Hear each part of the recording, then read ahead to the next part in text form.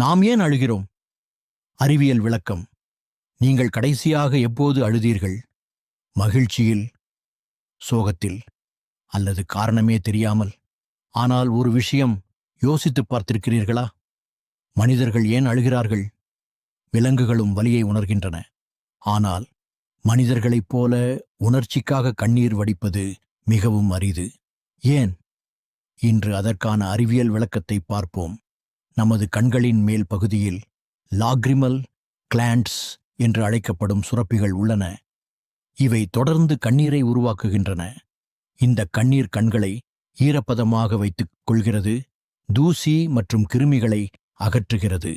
ஆனால் நாம் அழும் கண்ணீர் இதிலிருந்து சற்று வித்தியாசமானது. அறிவியலாளர்கள் கண்ணீரை 3 வகைகளாக பிரிக்கிறார்கள். முதலாவது பேசல் டியர்ஸ். இவை எப்போதும் கண்களை பாதுகாக்கும். இரண்டாவது ரிஃப்ளெக்ஸ் டியர்ஸ். வெங்காயம் நறுக்கும்போது அல்லது புகை கண்களில் பட்டால் வரும் கண்ணீர். மூன்றாவது எமோஷனல் டியர்ஸ்.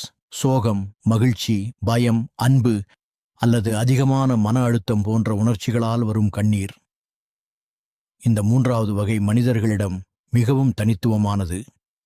சில ஆய்வுகளின்படி உணர்ச்சியால் அழும்போது உடலில் இருக்கும் மன அழுத்த ஹார்மோன்களின் அளவு குறையலாம். அதனால் அழுத பிறகு பலருக்கு மனம் லேசாக இருப்பது போல உணரப்படுகிறது.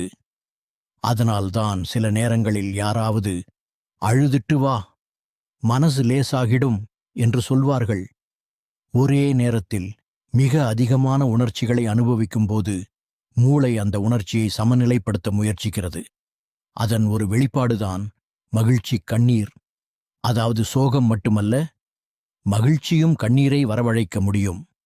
அதனால் அடுத்த முறை நீங்கள் அழும்போது அது பலவீனத்தின் அடையாளம் என்று நினைக்க வேண்டாம். அது உங்கள் உடலும் மூளையும் உணர்ச்சிகளையும் சமநிலைப்படுத்தும் ஒரு இயற்கையான செயல்முறை.